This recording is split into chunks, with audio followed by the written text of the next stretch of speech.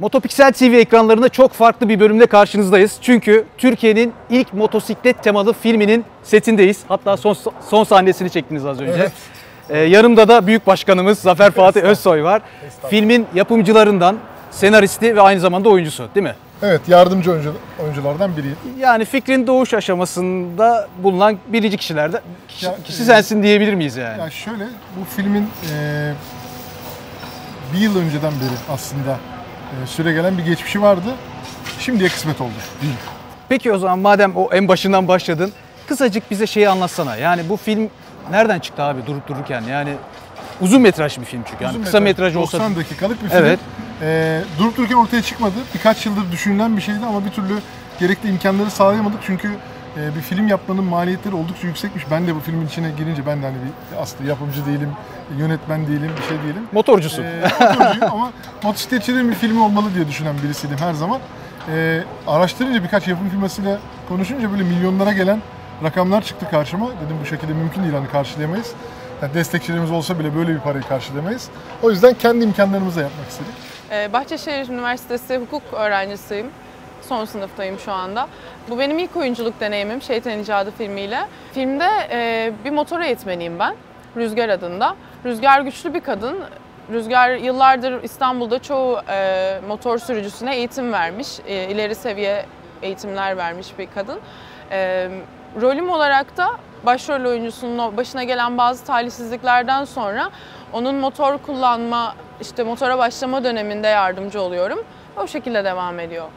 Benim ilk beklentim filmden insanların motorculara karşı olan o tutumlarının, özellikle trafikte ve aslında güncel sosyal hayatta da o tutumlarının değişmesi. Çünkü inanılmaz bir motorcular serseridir, kötü tiplerdir, işte anneler motorcuları sevmez algısı var. Bence doğru değil. Çok güzel insanlar, inanılmaz bir kardeşlik var aralarında. Ben çok seviyorum bu ortamı.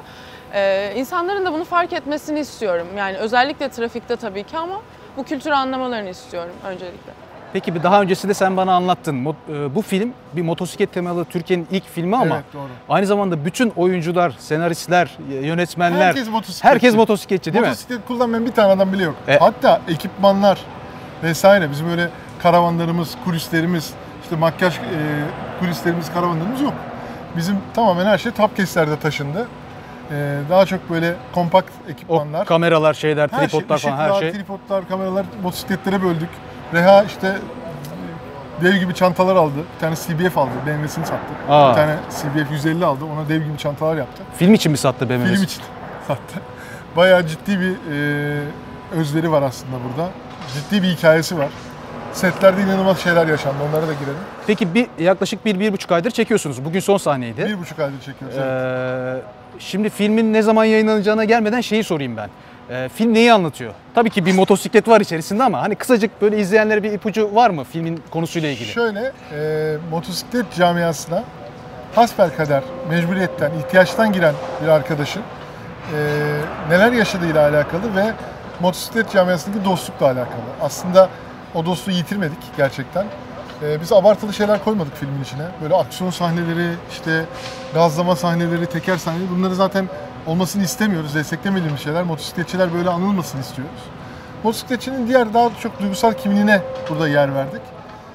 Peki film güldürüyor mu, ağlatıyor mu? Komedi dram şeklinde. Komedi dram. Hani gözlerinizi yaşatacak sahneler de var. Güzel. Kahkaha atacağınız sahneler de var. Süper, harika. Ve aslında buradaki bütün karakterler, işte yan rollerdeki bütün arkadaşlar gerçekten bu camiada olan insanların karşılıkları. Onlar aslında gerçek. Gerçekte yani, bizim gördüğümüz, gerçekte, günlük yaşamda gördüğümüz insanlar. Bir tanesi, küçük bir kopya vereyim, çok titiz. Gerçek hayattaki titiz bir arkadaşımızdan kopyaladık onun karakterini. Tamamen ona yansıttı. Süper.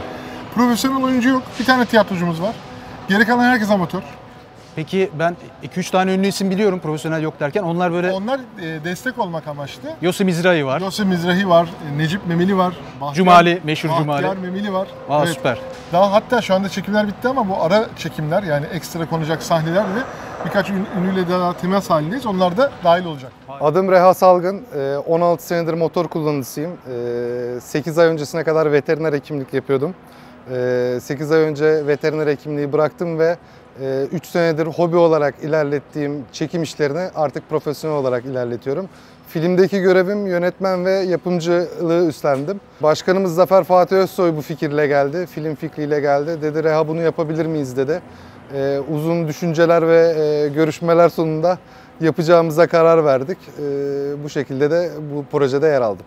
90 dakikalık bir film planlıyoruz edit aşamasında. Zaten sahneleri de ona göre ayarladık. 90 dakikayı geçmemeye özen göstereceğiz.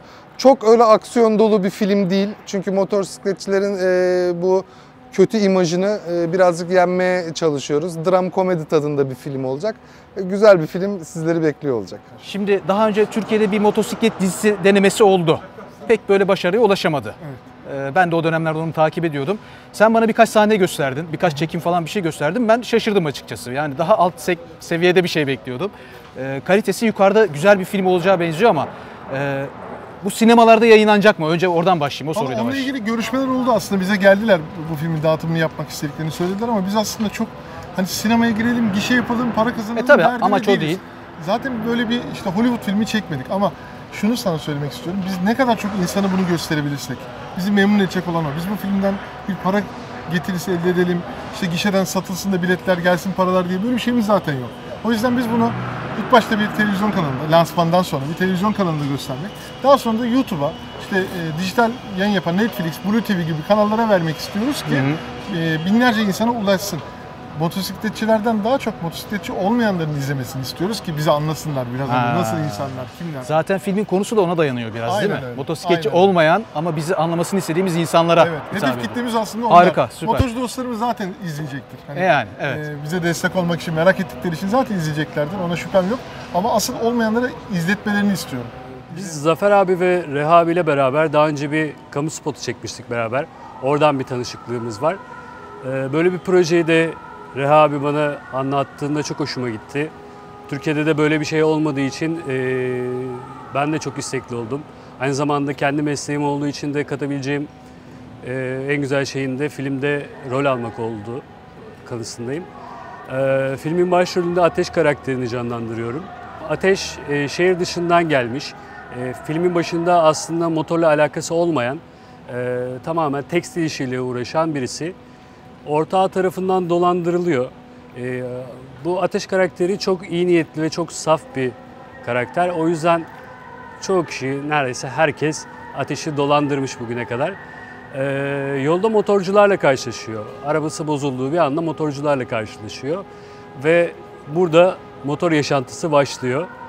Sonrasında da Rüzgar'la tanışıyor. Hikaye böyle filmde izleriz hikayesini. Filmin asıl amacı motosiklet kültürünü tanıtmak, motosiklet bilincini arttırmak, motosikletle ilgisi olmayanların da bu kültürün tanınmasına sebebiyet vermek. Bu kültürün içinde olan insanların da unuttukları bazı şeyleri hatırlamasını sağlamak ve gerçekten insanlara örnek olmak niyetindeyiz. Yayın tarihi olarak ne söyleyelim şimdi izleyenlerimize? Ne zaman Lansman Şubat ayında fuarda. fuarda Çünkü olacak? şu anda işte çekimler bitiyor. Son ana sahneyi çektik. Detay birkaç sahne var. Onları çekeceğiz ama Şubat ayına kadar bunun kurgusu, montajı, dublajı, müziklerin giydirilmesi vesairesi var. Onlar bayağı uzun sürüyor biliyorsun. Hani elimizde binlerce görüntü var. Bir sahneyi 18 kere çekmişiz yani. Aralarından en iyisini alacağız vesaire. Evet, evet. Bunların sesleri, dublajları, müzikleri var. Müzik konusunda da çok güzel desteklerimiz oldu. Kendine özgü müzikleri var Kendine herhalde. özgü, filmin kendi özgü müzikleri var. Neredeyse soundtrack'i olacak yani o dereceye. Süper, Ve harika. sen de dinledin birkaç tanesini. Kalitesi oldukça yukarıda. Evet evet. Çok güzel Her müzikler dinleyen var. çok etkileniyor. Yani ben bunu özel hayatımda da işte takarım telefonuma dinlerim falan diyorlar Aynen yani. aynen. Direkt filme özel yapılmış olması da ayrı bir şey. Yani biz şunu söyleyeyim. Elimizdeki imkanlarla ve çevremizde o 1 milyona yapamayacağımız bir işi neredeyse 5'te 1'i fiyatlarına yapmaya gayret ettik. Açık söyleyeyim şu an içerideyiz.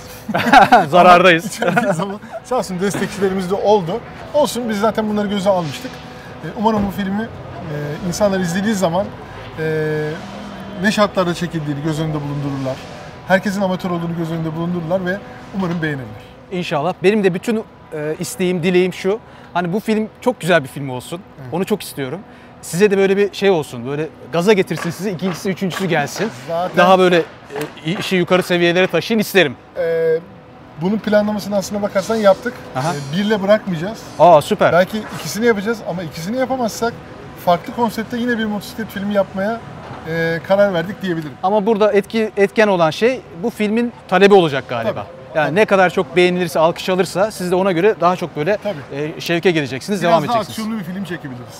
Başkanım çok teşekkür ederim. Çok uğraştık biliyorsun sen. Ben biliyorum, birebir şahit oldum. İnşallah emeklerinizi karşılığını İnşallah, alırsanız. sağ ol. Biz de bu amaçla destek olmak amacıyla böyle bir bölüm oluşturduk. Sağ ol. İnşallah Şubat ayında film çıktığında hep beraber izlemek kısmet olur diyelim. Motopiksel'i gerçekten de Beni övme, beni Yok, övme. övmekten dolayı değil, gerçekten de takip ettiğim nadir YouTube kanallarından bir Teşekkür tanesi. Hep ederim. söylüyorum zaten sana. Eyvallah. Arkadaşım olduğun için değil. Onun için takip etmiyorum. Sevdiğim için, içeriklerden Eyvallah. dolayı takip ediyorum. İnşallah beraber de güzel şeyler yaparız. İnşallah, inşallah. Görüşmek üzere. Hoşçakalın.